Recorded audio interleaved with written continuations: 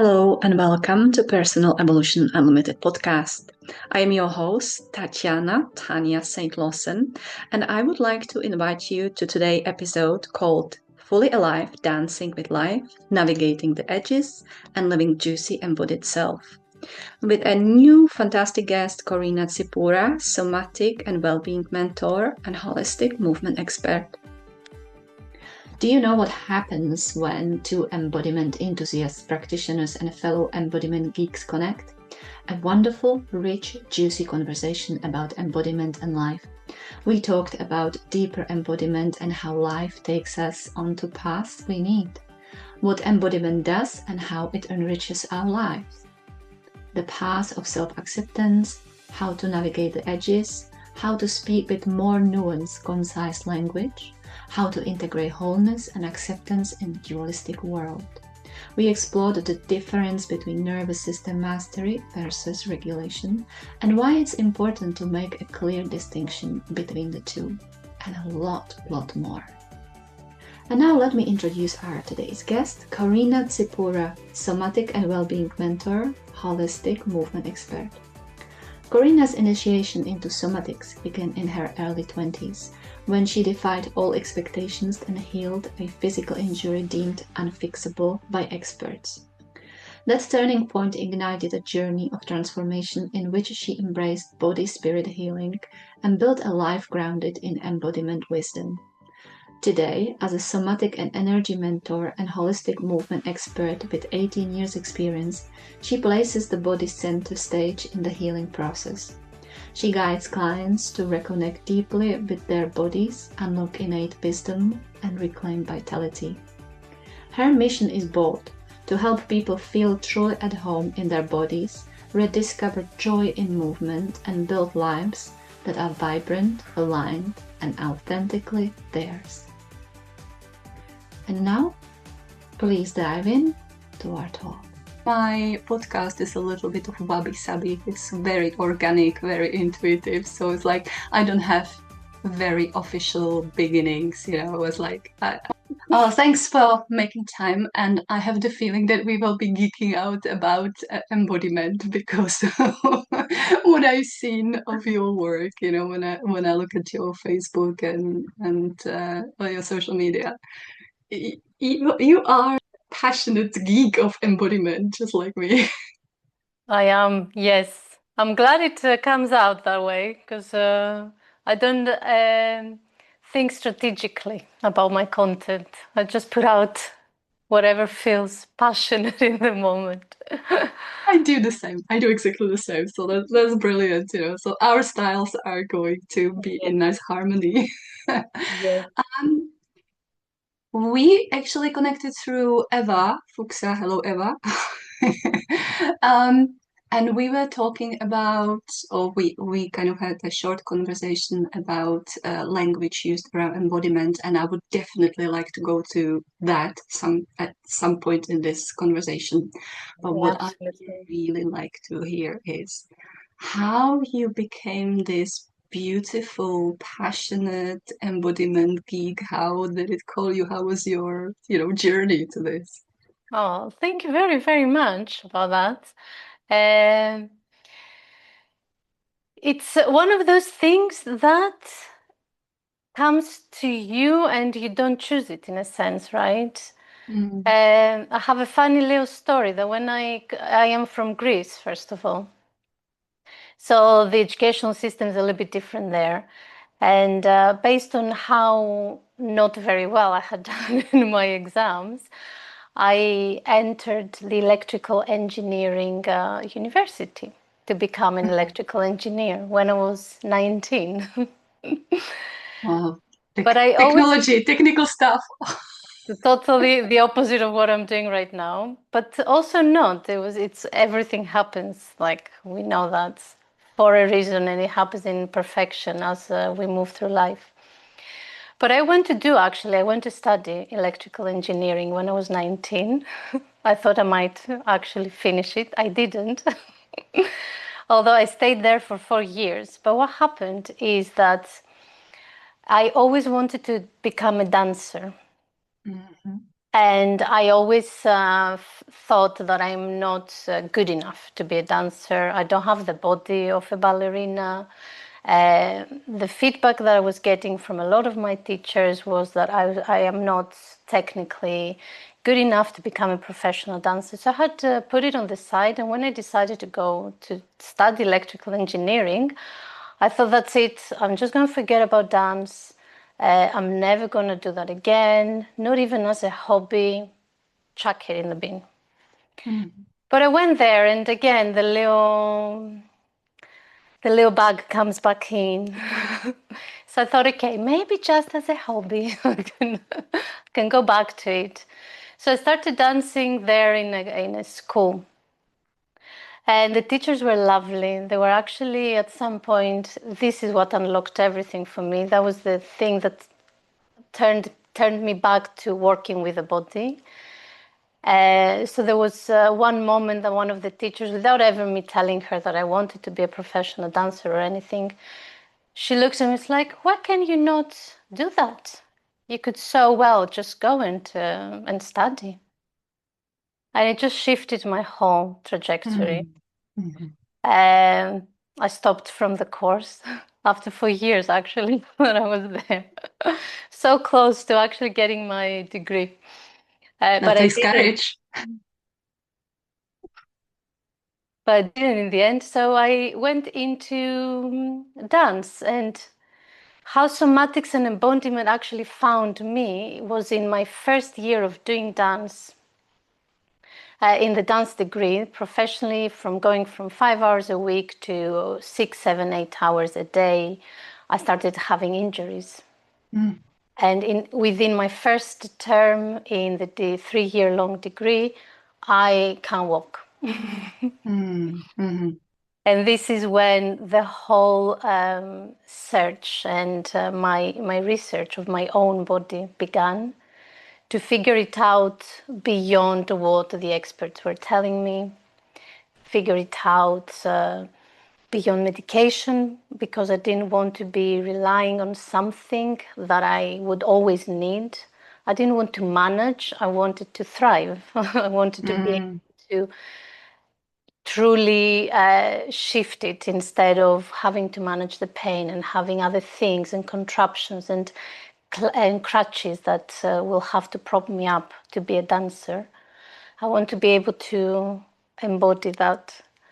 So that took me about a year of personal research and personal kind of looking on a very physical level back then, because I was like 23, 24.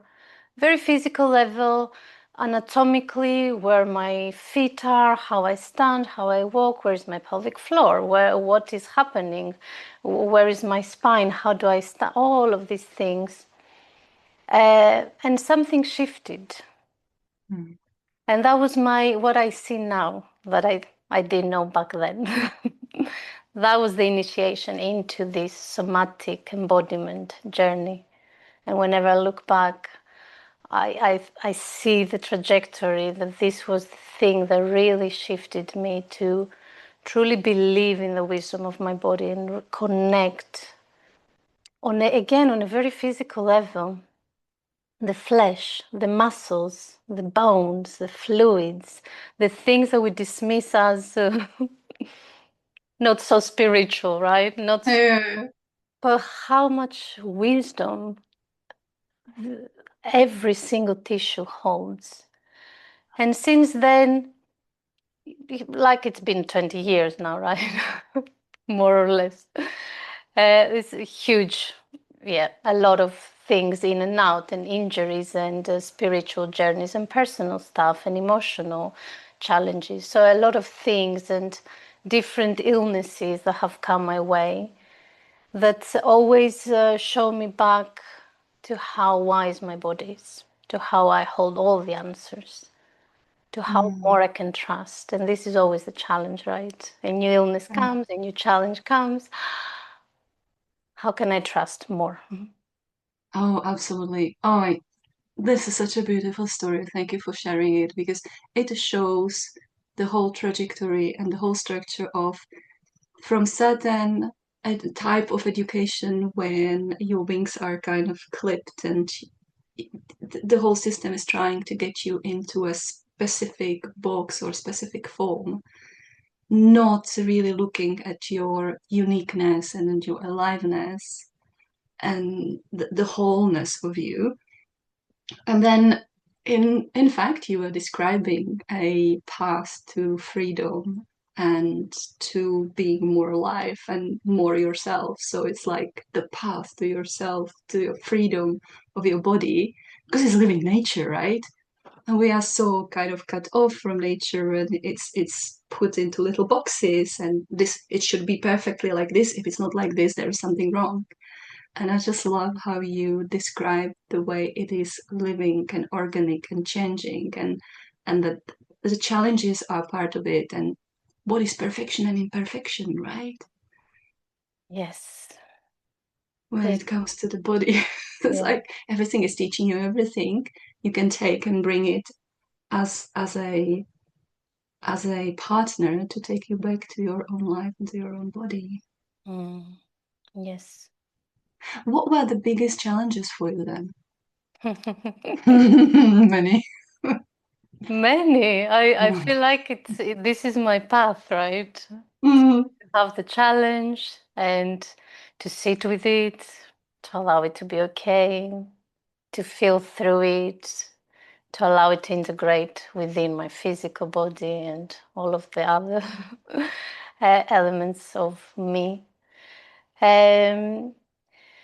So apart from that initial kind of injury that was a postural misalignment of my body, that everybody thought that it's fixed, because of course your body's fixed, right? Nothing can change. Yeah, It nothing doesn't. changes.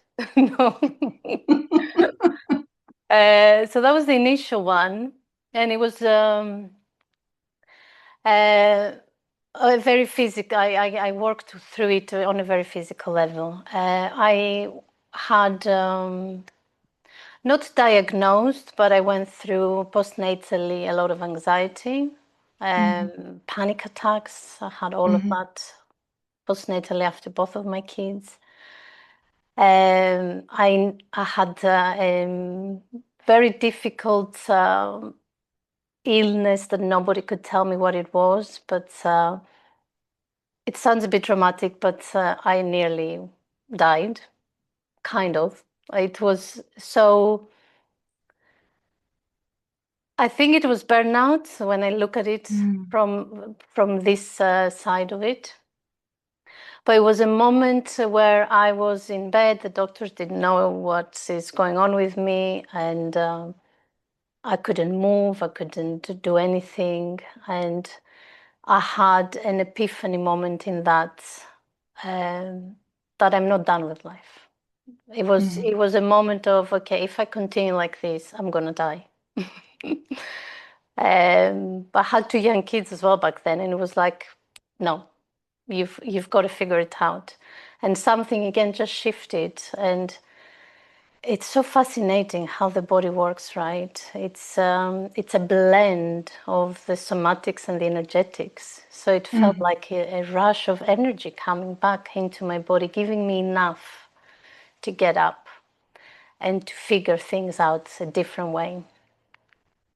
Linked to a lot of emotional and mental stuff for me that I had to stop pleasing people. I had to stop trying to do everything. I had to start asking for support. So there was a lot of that interlinked with this. And around that period as well, I was diagnosed with an autoimmune disease, psoriasis, which I had the same. I have autoimmune as well, yeah. I've had Yes. burnout, autoimmune. It seems to be similarities there. Yes. So many women, right? Yeah. So many women. Yes, autoimmune. I was diagnosed after my first, my first pregnancy actually, and I had it for 10 years. Again, same scenario, right? It's autoimmune. Your body attacks itself. There's nothing you can do. We don't know what caused it. We don't know if there is no cure. There is only management of the symptoms. Mm. And I hear it. I was devastated in the beginning. But then there's always, for me, I don't know, there's always a little voice that says it can't just be that. Mm-hmm. I don't know how. I didn't know how to figure it out. I didn't think that I could actually figure it out, to be honest, for many, many years. But then again, there is an opportunity to feel into the body how you can unlock that energy that has been suppressed in a sense. Mm. So I don't say I healed from it because it's not exactly, it's so much more nuanced. It's not I'm sick, I healed. It's a journey, it's a combination of things, but at large, the last 3 years, I think, maybe 4, I'm clear and I don't have to manage anything. And whenever things pop up again, the body knows, and we create. This is what happens. It's the challenges come, the illnesses, and all of these things, physical, emotional, whatever they are, and we learn through that challenge. So there is then a shared conversation and a language that I have a conversation, I have a relationship with my body. We talk to each other in a sense. So now we understand each other better. Mm-hmm. So when things may come up again a little bit, that's why I say I don't, it's not like I healed 100%, but things may rise up and I know what I need to do or what my body requires to allow Mm-hmm. it again to release that kind of energy so that it doesn't need to express itself through psoriasis again. Mm-hmm. It's interesting because as I hear you talk about this and share this, and I look at you, then I see that it's a dynamic dance with life. And in fact, the word aliveness comes through because it's like in our society, in the way we are conditioned, um, it's very black and white. It's very this or that, and nothing in between. And as you said, it's very nuanced. It's either disease, you are either ill or you are healthy. But in fact, we don't have proper diagnose, like proper definitions. You know, here we are getting to the language around it because we actually don't know. We don't have specific definition that is unchanging and is the true definition of what it means being healthy and what it means being ill, right? Yeah. So it's like with the internal perfectionist that we all kind of struggle one way or another, and that is within the system that we are growing in as well and living in, that there is just this chimera of perfection, but there is not a real definition of what it means being a perfect dancer, perfect mother, perfect professional, you know.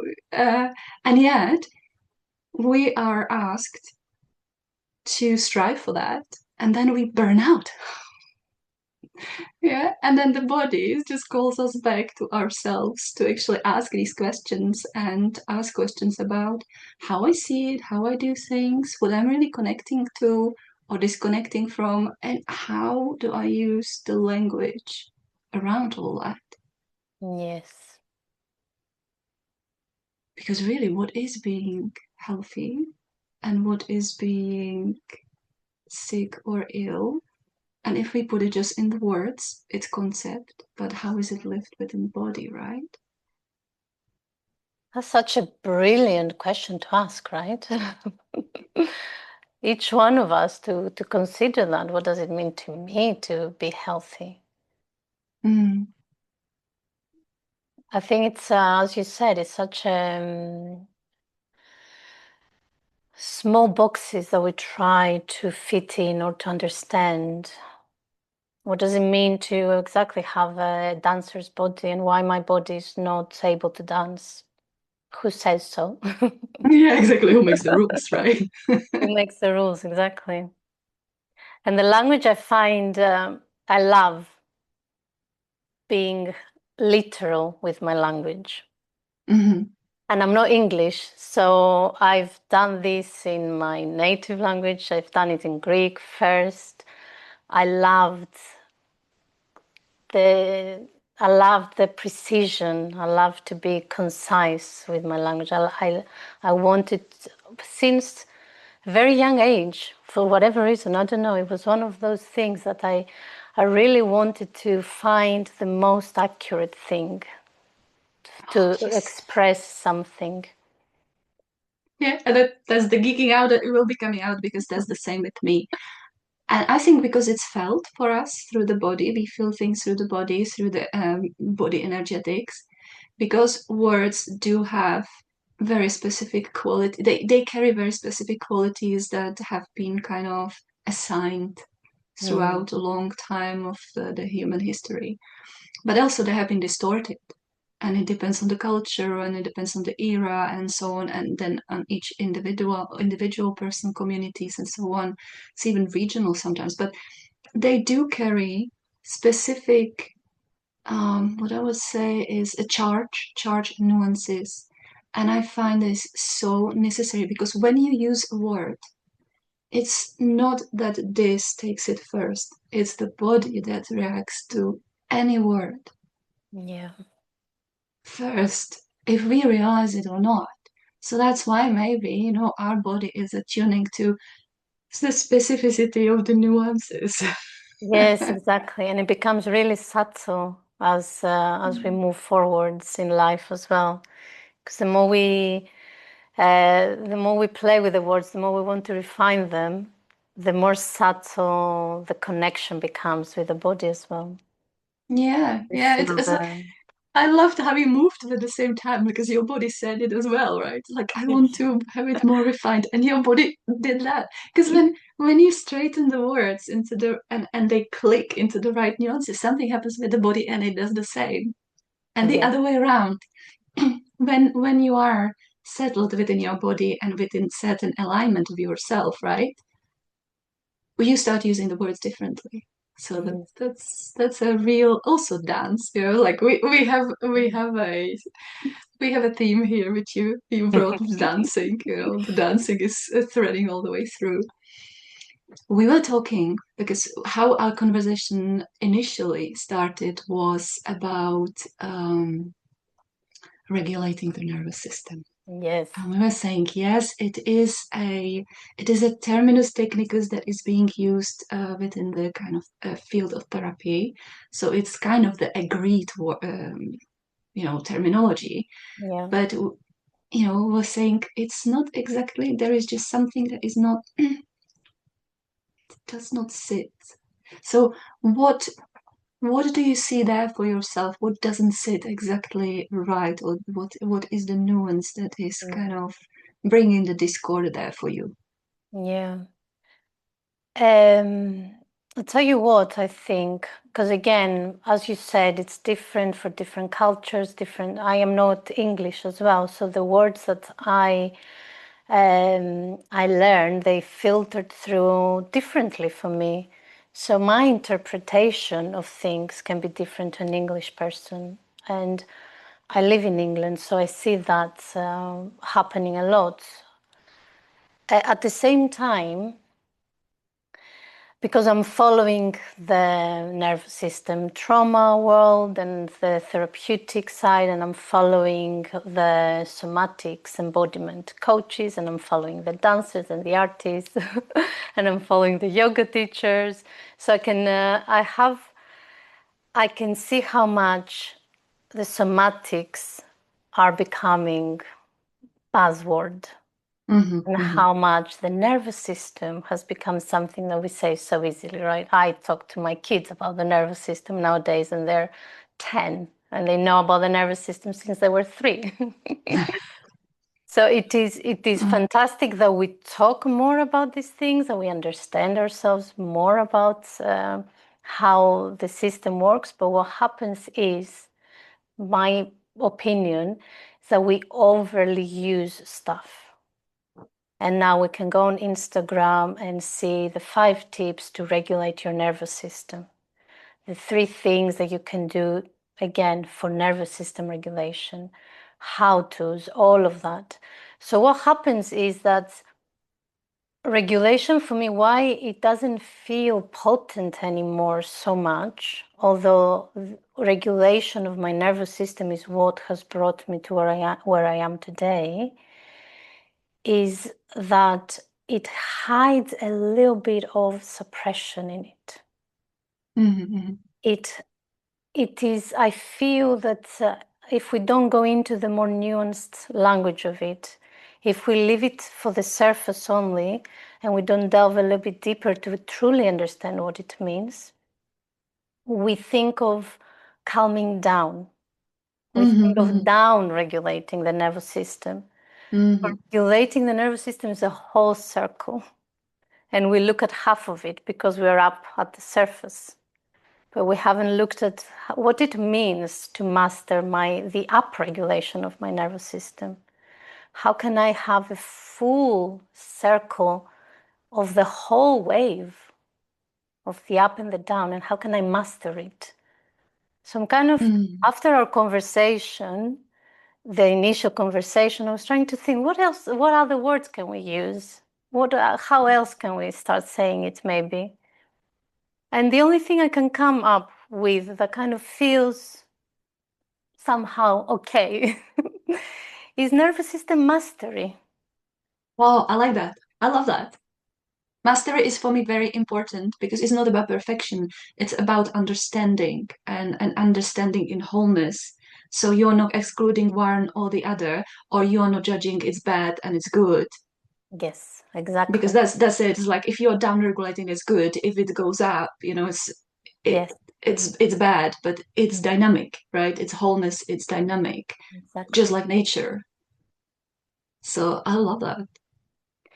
So I think for me right now, what I am kind of focusing a little bit more in my work is how can we teach, I'd say not only women, but especially women, to hold the charge of the upregulation. How can we find that capacity to not be afraid of our own rage, anger, and how can we allow that charge that comes into the body through these emotions and this energy that rushes in, how can we learn how to move it, transmute it, make it, integrate it, rather than quick, let's breathe, let's tone it down, let's suppress it. Because it's rejection in some ways. It's sort of bypassing something as well, leaving something out. So yes, just like no, if I need to immediately, it needs to be put down, and okay, that's really suppression and rejection, isn't it? But I'm in that age when I am in the late perimenopause, and I tell you what, rage is becoming a partner because it does no longer agree with you to be put aside or be like postponed or regulated or anything like that. And I took to calling it the sacred rage.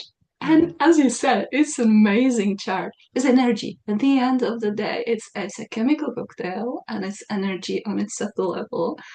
And if I suppress it every single time or try to kind of avoid it, then oh, what am I doing?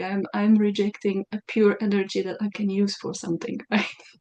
Yes. And like creating, if I think it's more like learning how to use it in a non-destructive way, right? Even though sometimes positive distraction is not a bad thing. No. Nothing is a bad thing. It's about how we use Nothing it. at all. Yes. And think I love to bring that non-duality into everyday life, that nothing is bad. I say, and this is another thing that's really coming up a lot for me because I live my life in a certain way. And I said it already. I move away from medication. I don't want to manage just symptoms. I want to thrive through every challenge. I have a tendency to go towards a natural way of being, and I choose a natural way of health and all of that.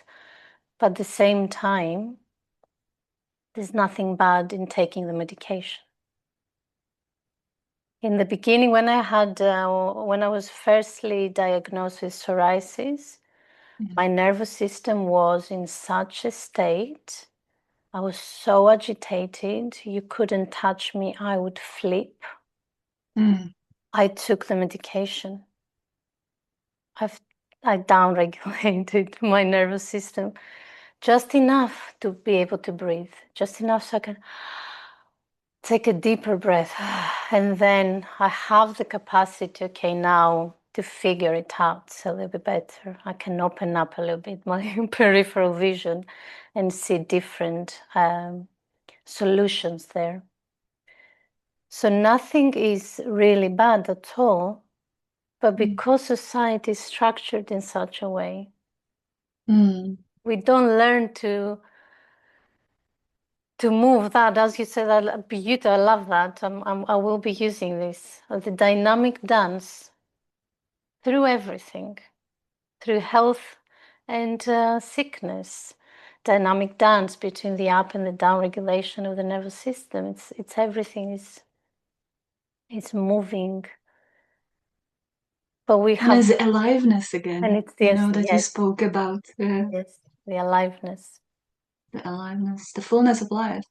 I mean, like, yes, that's the thing about we should be rejecting this and we should be accepting this because this is good and this is bad and because it's comfortable and because this is uncomfortable.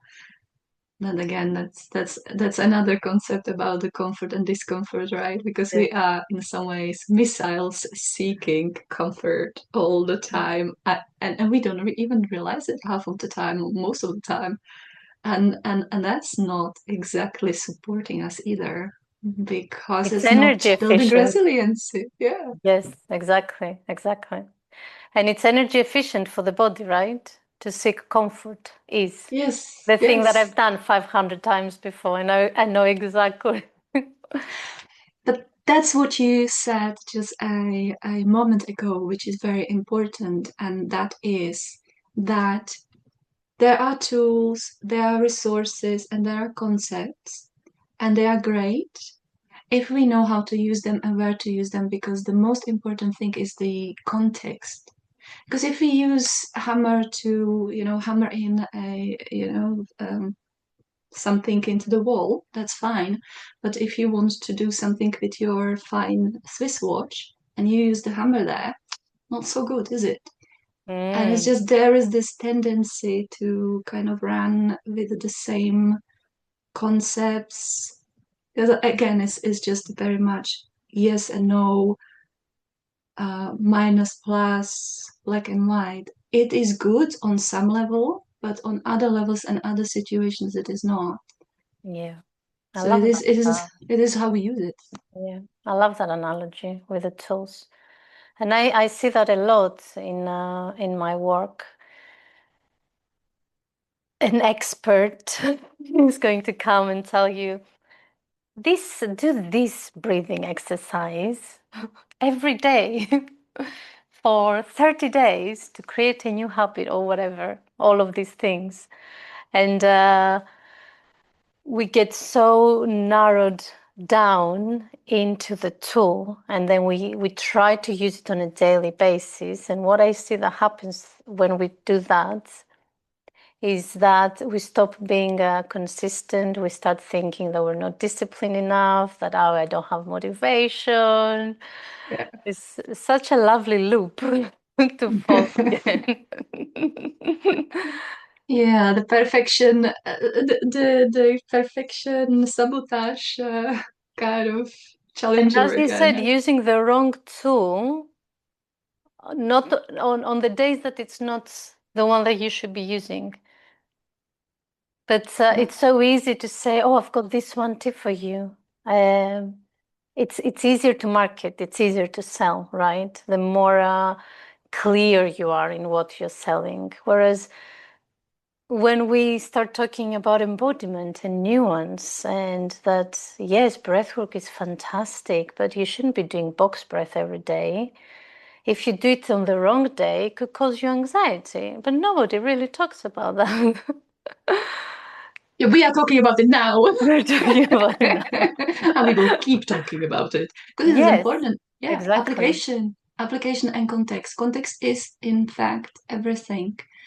Because I mean, like even the old Taoists, like many thousand years ago, they said what works in the spring doesn't work in the autumn. What works in the summer doesn't work in the winter, which makes total sense, right? When we go back to nature, our bodies are nature. They teach us, they show us. When we look out at the nature, it shows us. It's like, yeah, consistency and discipline is a great thing, but properly applied in the right context. Yes, yes. And I've reframed that for myself. Consistency. I don't say consistency means to do the same practice every day, but it Mm-hmm. means to consistently follow my own compass and follow my own wisdom. That's beautiful. I will quote you with that because that is exactly what I arrived to. At some point, because I come originally from martial arts, so at some point in on that journey, especially when one is in their 20s, teens and 20s, it is really important to go through the young stage where there is the discipline and absolute, like, yeah, you are doing it the same every day. However, because most of the teachers are male, they teach the male style. And it took me quite a while through injuries and troubles and sickness to actually realize, yeah, actually, a cyclical woman can do the same, but in has to be shifted. It has to be in a different way. And then at certain point in my mid 30s, towards the 40s, I realized it's shifting again towards the yin, towards the more female, towards the inner, towards more of the energetics. It's still physical, I can go to the basics, but I already absorbed and integrated those basics this young. I build up my foundations Mm. by that consistency, and then it shifted to a different consistency. But the journey between the first one and the second one, just working that out, oh my god, that was so, it's like it took a little bit of challenge to arrive to what you are saying. That Yes. this is it's different now, is a different season of my life. Mhm. It's a different context, and it has to adapt and grow to different consistency. So Yeah, yeah, we are shifting the definition. we have to. Yeah, And yeah. it's down to us. I think you said that. I didn't want to go there to the male male input, but it's so true. And I have trained as a yoga teacher as well, so I see that in the yoga world, Mm, especially in the more kind of hardcore disciplines that they go and do every day, 2 hour day practice, the same thing. And this is the group of yogis that have most injuries. And mm, it's not sustainable this way. The body doesn't like that in that kind of sense, in that kind of rigidity. We need to allow more feminine energy to pour in to, and not only for women though. I think men also need less rigidity. mm. We all need the structure. It's again another dance of the feminine and masculine energies, right? That we both hold within our bodies.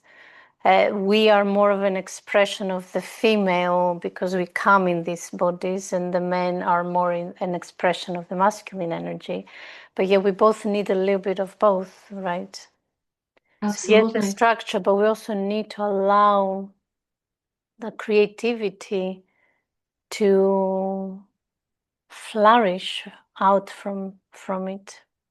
Absolutely. It's nourishing, isn't it? Because it's like with, again, in our world at the moment, we are at the stage where we are realizing that it's been all about fullness, growth, expansion, infinite. But I was just usually saying to people that I work with, okay, so breathe in and keep the breath, keep the fullness. It becomes uncomfortable and then it becomes actually life-threatening, doesn't it? Because that's the yang and it needs its yin. It needs the breathing out. Like we need the activity during the day, but then we need the sleep during the night, which is the yin, and it nourishes. And we can do more yang stuff if we have enough nourishment from the yin. It just makes so much sense because, again, if we don't cut it off and don't say it has to be like this or it has to be like that, this is better, this is worse. No, it's just it supports each other and is the dance. We like saying the dance, the dynamics, the dance, the Yeah, aliveness, the the support, the aliveness. wholeness. Yes, yes. And I think that's what we are being invited more and more because how else do we learn it than through our bodies and through the challenges of pain, injury, feeling unwell? Because the body is telling us, it's messengers, right? Because again, in the world we live in, symptoms are seen as enemies and bad, and they are trying to be cut off from its root, but it's killing the messenger. It's like, no, but what information are you bringing me? That's what you were saying about your story, which I absolutely like, that you took the things that happened to you, the challenges, the illnesses, the injuries, and you stayed with them in the present moment, in the aliveness, and looked at what information they have for you. And once you got the information and you understood it, you took it and did the proper action or non-action Yes. that was needed so you could live and create your life based on your own compass and not on the norms that are Yeah. written somewhere, or not even written anyway. Yeah, it's just passed down generation to generation, right? Mm-hmm. And another way I like reframing the symptoms or illness or whatever is, and the question I ask myself is why my body has the need to express itself in this way. That's beautiful. I love that. Yeah. So I was expressing with psoriasis. I was expressing with an autoimmune. This is what it means in the medical system.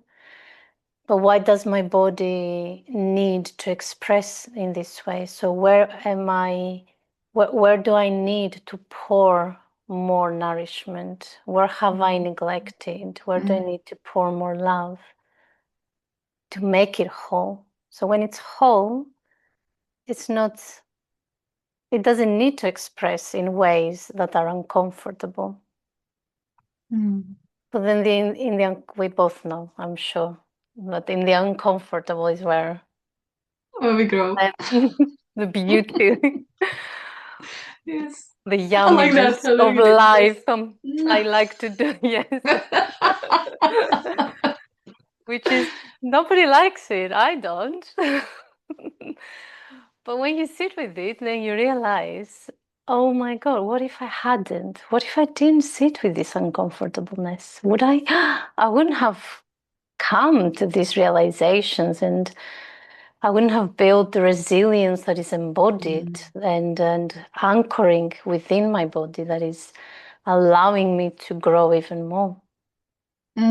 Resilience and adaptability. It gives more resources. It gives more openness and resources, and gives more choice of decision, what to do, Yes. what not to do. Oh, yeah. The comfort and discomfort.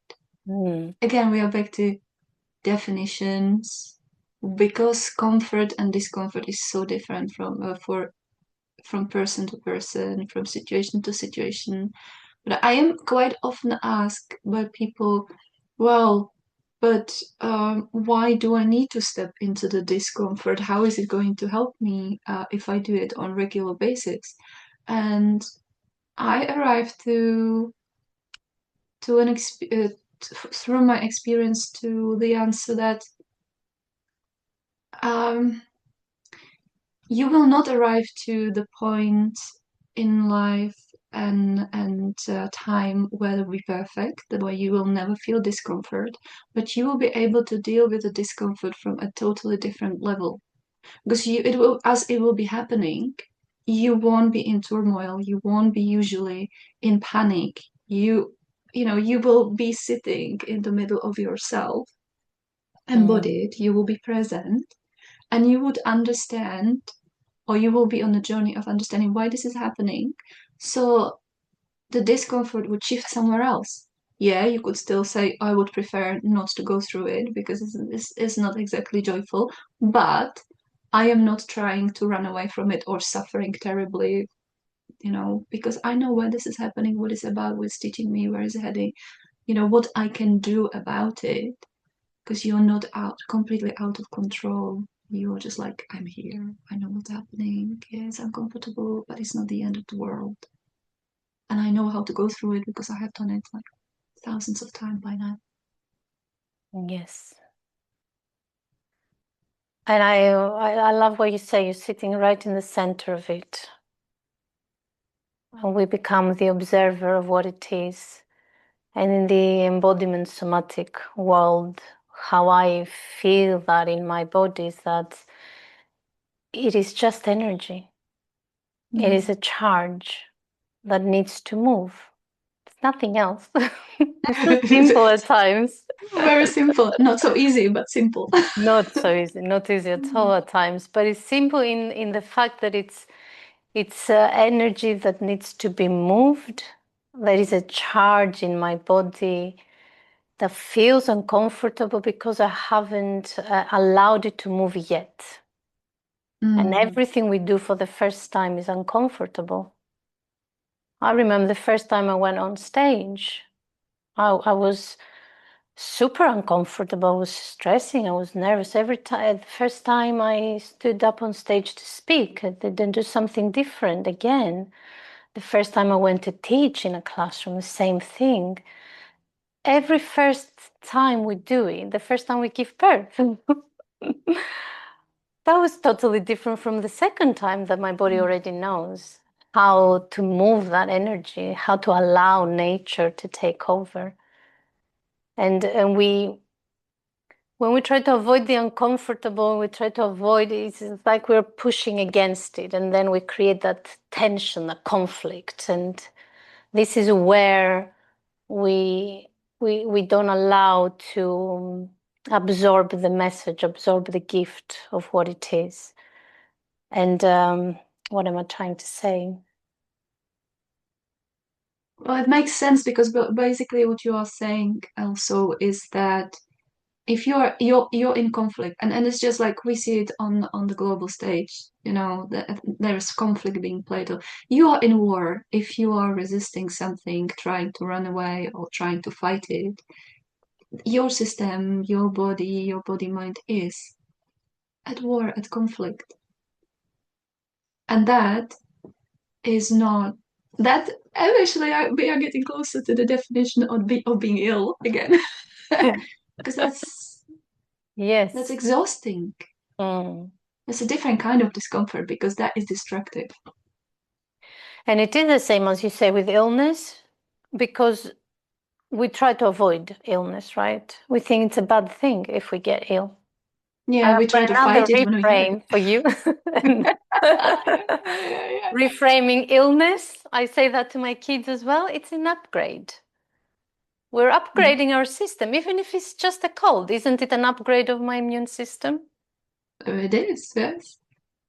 So everything is an upgrade.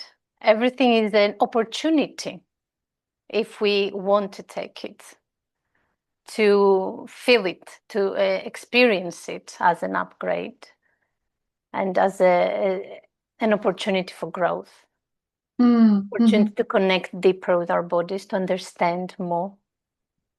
I can hear the skeptic's voice. It's like, yeah, but. And I'm like, at the end of the day, even if you did not subscribe to what we are talking about here, isn't it better to actually approach it in the more positive way than the negative way? Isn't it then better to try out to approach it this way than to just go, this unmovable, this is really bad, and going into the downward spiral?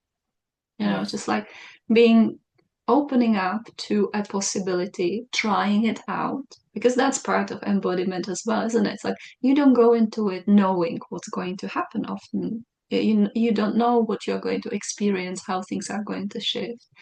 You react to invitation of life in some situation, and either you say yes or no. If you say yes, then you are going into it on your own free will and your open system to see what's going to happen. If you are saying no, often it drags you in kicking and screaming anyway, right? Yes. So what's the better choice in some ways? If you want to approach it through your head and through the logic, even there it works. Yes. I think there's no problems really. Well, I love how we do with the language now, the language, yes.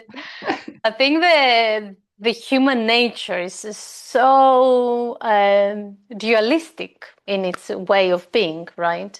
So when we talk about all of these things, and yes, there is your invitation, even if you don't like that, if you don't really subscribe to it, there is an invitation to see it more positively. But there is also the brain and the human experience that wants that certainty. And what happens is, if I go back to the illness, because it makes it a little bit easier just to talk about that from the perspective of illness and not just the uncomfortable, it's a bit more vague. The person needs the certainty of an expert to tell them exactly what they need to do, because at the same time it's a little bit of less responsibility. Oh, yeah. And then it means that I can blame someone else for whatever happens to me.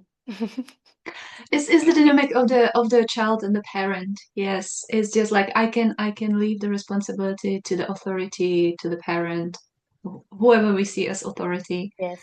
And yeah, it's about personal responsibility for your own decisions, for your own life, and for your own rules in some ways. Not that I am calling out for total unruly society, but there are rules that you have to find for yourself. Because who says so that your body is not good for dancing? Everybody is good for dancing, and if it's your call, if it's just something that calls out to you, it's a call of your destiny, something you brought here, right? It's this beautiful, enriching thing that you brought into this life, in this body, with this soul, this spirit, and it's just. I love how you said. I mean, like, yeah, I walked away from it because I thought it, because I was told I'm not it, but it brought me back because it just doesn't let you go. You can say no Doesn't. so many times, but you will hear it. If it's yours, you will hear it. Yes. I was like, who says it's not you? You are the dance, it's your destiny, it's in your life, you're bringing it in, you're Yeah. bringing it through. And what type of body, what type of technique? Ah, Oh, yeah. It's crazy to think that how many techniques also exist, right? How many different ways that you could potentially move in dance, in yoga, in martial arts. Everybody's creating their own system. In dance as well, it's I think it's probably in yoga as well. It's the specific person that could move a certain way and decided to put it into a system. And then we teach it to everybody. Then we create teachers of that specific technique. And then who says that we can't do the Tanya technique exactly. or But the actually, Korina? Korina technique. at the end of the day, that's what will happen. Even if you go through a system, that's what my shifu from Wudang Mountains in China. I go and stay in the Taoist monastery and temple, and he says, yes, you are learning a structured movement. You're learning the form. You're learning the basics, but that's foundation. Once you know the techniques, it's like once we know how body aligns, right? Like how the whole alignment works, how the skeleton works, how the fascia works, and so on. Then you go and make it your own, because then you're bringing yourself. It's like building a house. You build the foundation, you build them well, you get to know them, and then you bring in your own style, furnishment, furnishing your own colors and make it your own. And that's that, because you cannot not do it because you are so unique. Yeah. And that's the full embodiment, right, of that style of martial art that you're talking about. Again, you can see that full embodiment in any style, any choreographic different expression. Exactly. And then again, it's like yin and yang we were talking about earlier, because it took me a while to understand that I need both. I need a structured movement and I need an unstructured movement. That means the structured movement is from here to there. You are telling your body what form and position it's taking, what steps it's making, but then you have to balance it out. That's what I do in my practice. That I balance it out with the unstructured movement when I just go into the body and I ask it, or I let it open up to it. It's like, how do you want to move or not move right now in this moment, in this alive moment, present moment? What is it that wants to be expressed from within out? So not just the command and control, which is also good. It does different things, but this one as well is like, oh, life, my body, my nature. How do you want to move today? Yeah. And whenever I teach this sort to people that don't necessarily have done dance or other movement practices, they always feel so surprised that there is energy in the body and that they connect to it so quickly. And then it's like, oh yeah, my body wanted to do this or that, or I just find it fascinating because it's there and it's always talking to us. It's always moving us through something. There's always an urge in the body to unravel whatever is experiencing, all the input, whatever is happening in the moment. The body knows exactly, if we were to listen, how to move it and unravel it and not allow it to then. I like the analogy of the rolling stone. What is it? It's an expression. I think it's an English saying. When the stone is rolling, it doesn't catch moss on it. Oh, right, yeah. Okay. That I would not just as my words are not always organized these days. Like, oh yeah, I know what you mean, but how do you say that in a proper format? I don't know either, actually. And in Greek, we've got so many sayings. It's so funny and they make no sense. But I love that because it shows that the movement is what allows the body to not hold on to trauma. Just movement. It doesn't have to look any certain way. It doesn't have to be a certain way. Although I absolutely 100% agree that we need both. We need the form. From me, because I don't do martial arts, although I am looking at it now to start something, I see it from a fitness perspective as well. I will do my mobility stuff. I will move every single joint. I will use weights. I will do everything that is structured, that it's a repetition of, I don't know, 10 of whatever. But then this morning, for example, had the need to dance and move however my body wanted to. And it's a combination of these things. But the body really loves to have specificity in movement. It really, from how I see it, when I teach movement, as in structured movement class, it's the input that we put. Let's say that we're moving a joint and we look at the joint, how does it move? It goes forwards and backwards, sideways, and it turns, maybe twists or whatever it can do. We create a better communication with the brain, and then we create a better map. Mm-hmm. Better the map my body has for my wrist, for example, my hips, the better I can then have a combination of movements, a more complex movement in my body, the better I can move my body in a more unstructured way. And Yes, then absolutely. the result of this is that the better I can move through life. Oh yeah, yeah, because Better. that's it. How you move your body and how you feel in your body, that totally mirrors in how you go through life, how you make your decisions, how you feel about yourself, how you feel about others, how you relate to life situations and people in Yeah. general. Yes, absolutely.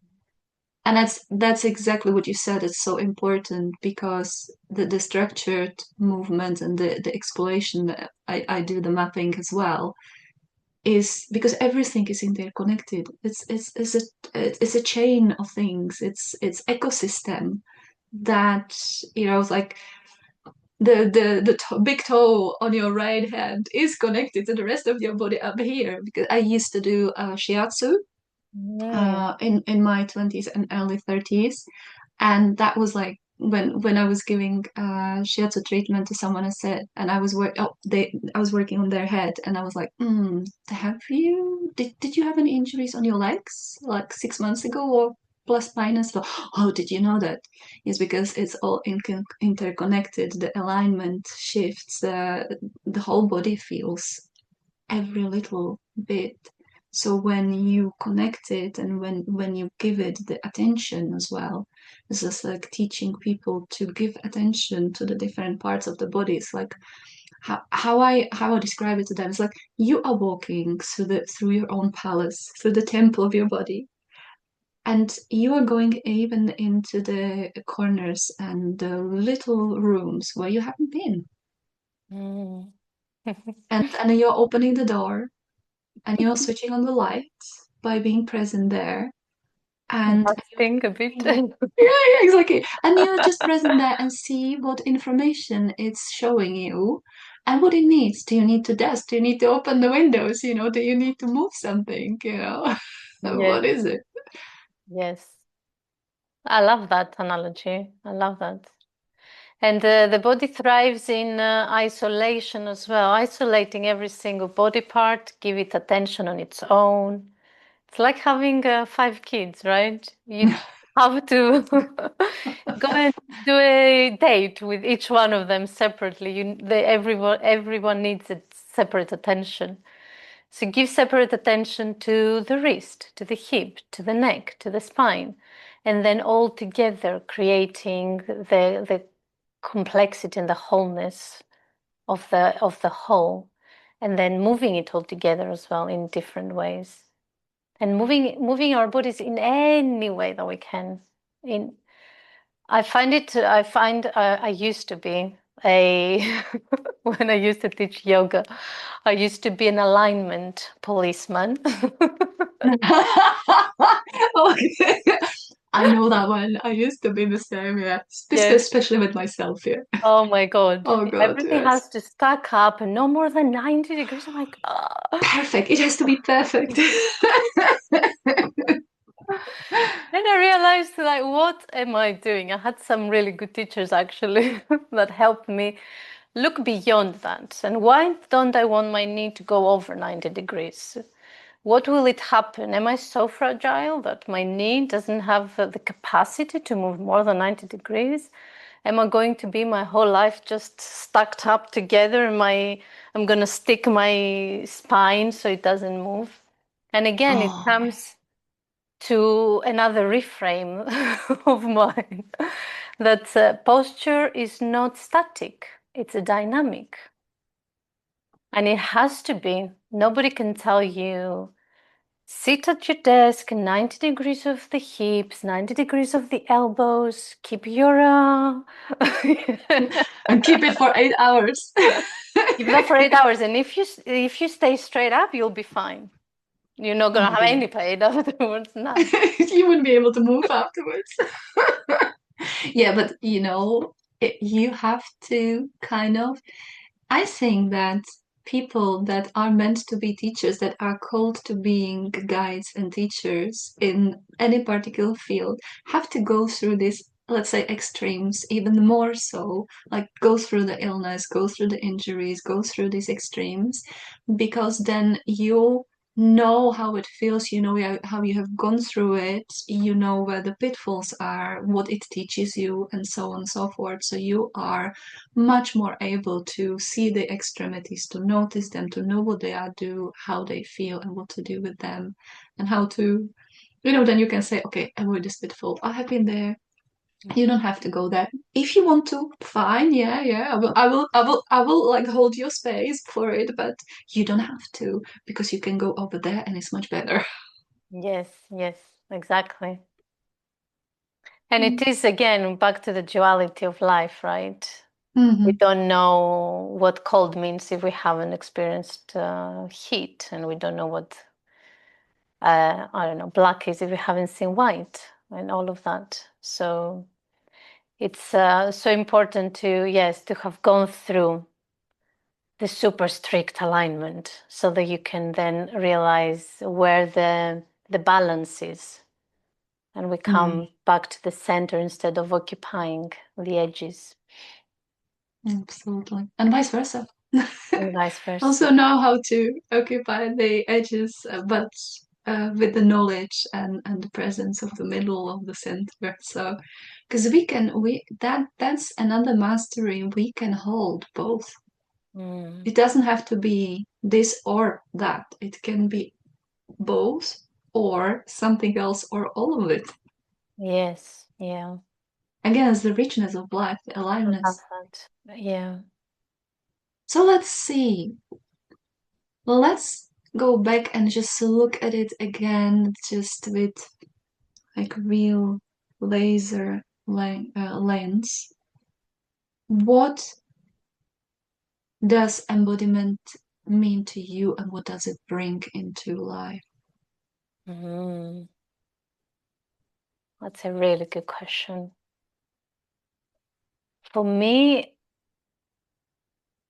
the what I feel as the depth of embodiment is to feel relaxed in my own body. Mm-hmm. And to be able to allow myself and all my layers of self to be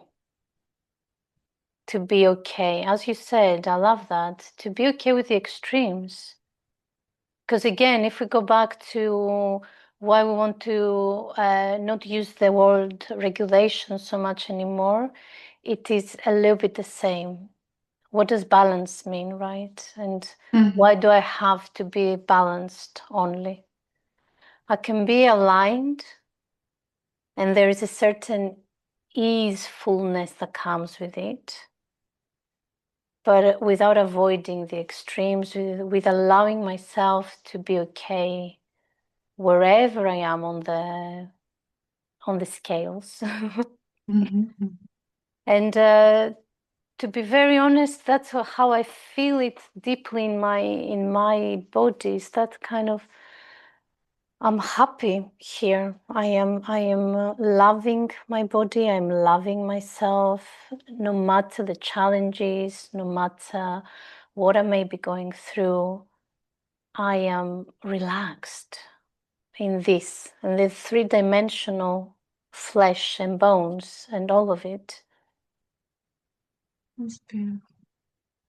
the ease. Oh, it's when you when you talk to people that work with embodiment and within embodiment, when they speak with their whole body. You can perceive it. It's not just from the head, it's not just the words as concepts, but you can see that it's coming from a different depth, from real, like within the depth of the body. And there is movement with it. Even if the person is not moving Yes. physically, there is still movement. There is the dynamic, again, dance, there is the aliveness, there is kind of juiciness. But I love that you also brought in the quality of ease and relaxation, because there is so much tension. And again, we would say there is a good tension that supports you and is constructive, but there is just, I call it over tension. And that is discomfort, which is not good to kind of stay in for a long time. There's this like ease of coming back home to yourself. This is my home. I'm living here, and it's joyful life, even with all the challenges and all the discomfort. But I have got the constructive tension, which is the firmness that holds me up. But the scaffolding of my body, of my life, and of my life, that within there is spaciousness and ease, and things flow. Yeah. And that is, I like that. That's beautiful the way you said it, and it's the representation of it is within the body. The skeletal systems, the scaffolding, and the space between, and the fluids that they move in the flow, and it's just wonderful to learn the body in such a way that it teaches us so much about life. And again, you just say it with that, like, yes, I can feel how much you love it and how much you live it and how like juicy it is for you. It's brilliant. Listen, what do you offer? Where do you work? What do you have for people? How do they find you? Yes, I offer embodiment sessions, of course. Of course. One-to-ones. I tend to do them online, but if someone is local and it's in London, I'm very happy. I love it, seeing people in person. I do have VIP days that we can book a studio and spend a few hours together as well, if that's something someone wants. Again, it's going up and down the waves of how I connect back and forth from movement and how I teach it. I'm coming back to wanting to teach more movement. I used to teach a lot, and then I went more into coaching, and now I'm back to, okay, now it's the combination of all of it, because it has to be. There's no other way. So I am actually doing a day retreat in February in person in central London. And it's going to be one beautiful, juicy day of moving, of connecting, of allowing ourselves to just be around the edges of wildness, let our inner child play and be silly, and also come back to balance, come back to breath. So that's one thing that I'm so excited about. That sounds good. That sounds good. So we will put the details. I'll put the details below and after the Yes. video as well. So if people are here local, they can Yeah, that'd be come. brilliant. And I am softly I'm not pivoting exactly, to be fair. It's not a pivot anymore. It's an integration. So from now on, I have, yes, I want to be offering a lot more of that, where we bring everything together, and it's not just coaching, but it's also movement. So we'll be doing definitely more. I want to call them playgrounds. I like that. I like that because that's other thing that I'm realizing that what is in this world, day and age, it's so necessary because everything is so intense, so heavy, so serious. That we need to bring the playfulness back. You know, like go back because as kids we were playful, right? And it brought the lightness in and the creativity, and it kind of helps in a nice way, not in a conflicting or aggressive way, to get rid of some of the limitations of the imposed rules that are not really so good, that are really so kind of standing in our way. So I like that. Playgrounds. Yes. So playgrounds with Korina in London. Yes. Or online.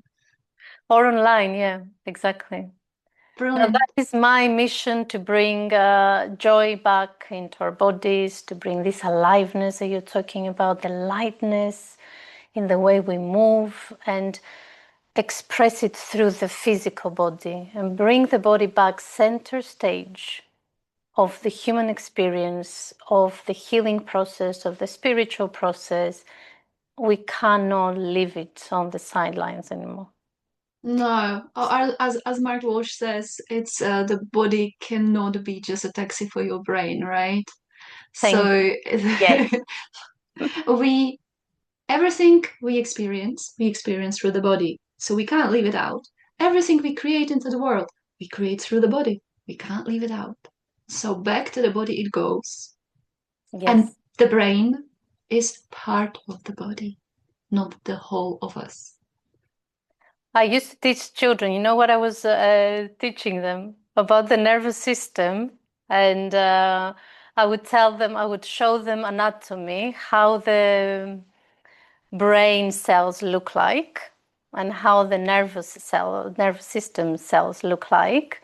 And then my question would be, I would show them how the nervous system connects to the brain and goes through around the body. And my question would be, so do you think we might have brain in our toes? And they're like, yeah, of course. Well, yeah, that way, yes. That way, yes. So the Yeah. body is the brain and the brain is the body. There's no differentiation, and there shouldn't be. Yes, and we are back to the wholeness again, Back to the as wholeness this, again. like the body is the mind and the mind is the body. Exactly. Yeah. But unfortunately, we have separated them. That's why we're back here talking about these things, bringing Back it to the all wholeness. together. Yeah. Yeah, yeah. So that's our joint mission here, the embodiment geeks. Likely. bring bring ourselves back home to our bodies and back to the wholeness and the full aliveness. Yeah, thank you so much for making time and space for me today, and thank you for geeking out with me on embodiment. And I hope we will do it again because this is so enjoyable and so enlightening, seeing things from the same perspective and then from each different experience as well, because that brings so much richness. Is there anything that in this present alive moment still wants to be said here and now, or have we covered everything for today? I think we've covered a lot of things, and I feel it is complete. Yes. Okay, brilliant. So thank you so much. Thank you for making the space and time, and I will be looking forward to next time if you feel like talking again about embodiment. Yeah, absolutely. It's been such lovely, lovely time together. Thank you. Personal Evolution Unlimited podcast is produced by Personal Evolution Unlimited. We produce podcasts in English, Czech, and Slovakian languages. They are about life, stories, adventures, exploration, destinations, and destinies. Here you will find conversations with people from a variety of lands, cultures, and paths of life. People who follow their dreams, walk their own paths, explore and create their own destinies. They are people who follow their own heart, inspire, lead, and dream in new better worlds into being. The talks are in a form of informal conversation. The style of the podcast is purposely wabi-sabi, perfectly imperfect. imperfectly perfect. Aim to be juicy, raw, authentic, spontaneous, with minimal edits, just like the real life itself. We hope you enjoy these talks and the creative space we all co-create here. If you would like to help and contribute to this project, please like the talks, subscribe to the podcast, and share it with others.